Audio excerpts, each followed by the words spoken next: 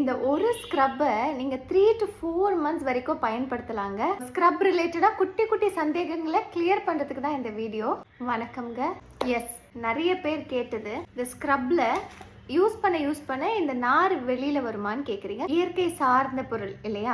So இதோட நார் 1-2 வெளியில் வருமே தவிர்த்து அதிகபட்சமாக வெளியில் வராது. ஸோ இதை எப்படி பண்ணுறாங்க அப்படின்னா, ஒரு கம் மாதிரி போட்டு இதை கம்பைன் பண்ணுவாங்க. அந்த கம்மு கூட மர கம்முன்னு சொல்லுவாங்க. இது இந்த காயரை கம்ப்ரெஸ் பண்ணுறதுக்காக யூஸ் பண்ணக்கூடிய கம், அதுவுமே இயற்கை சார்ந்தது தான். கம்ப்ரெஸ் பண்ணதுக்கு அப்புறமா இதை கட் பண்ணிட்டு ஸ்டிச்சஸ் போடுவாங்கங்க. இது சூப்பரான குவாலிட்டியில் இருக்குது. 2 சைடுமே ஜிக்ஸாக் ஸ்டிச் போட்டு இருக்கிறதுனால இது அவ்வளோ சீக்கிரத்தில் வெளியில் வராது.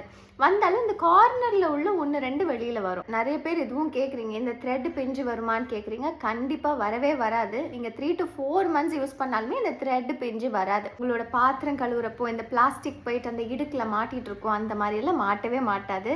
மாட்டினாலும் பிரச்சனையும் கிடையாது, ஏன்னா இது தேங்காய் நார் தான். இந்த வீடியோக்கு கீழே எவ்வளோ கமெண்ட் வேணாலும் பண்ணுங்கள். நான் அடுத்தடுத்த வீடியோவில் உங்கள் டவுட்ஸ் எல்லாம் கிளியர் பண்ணுறேன்.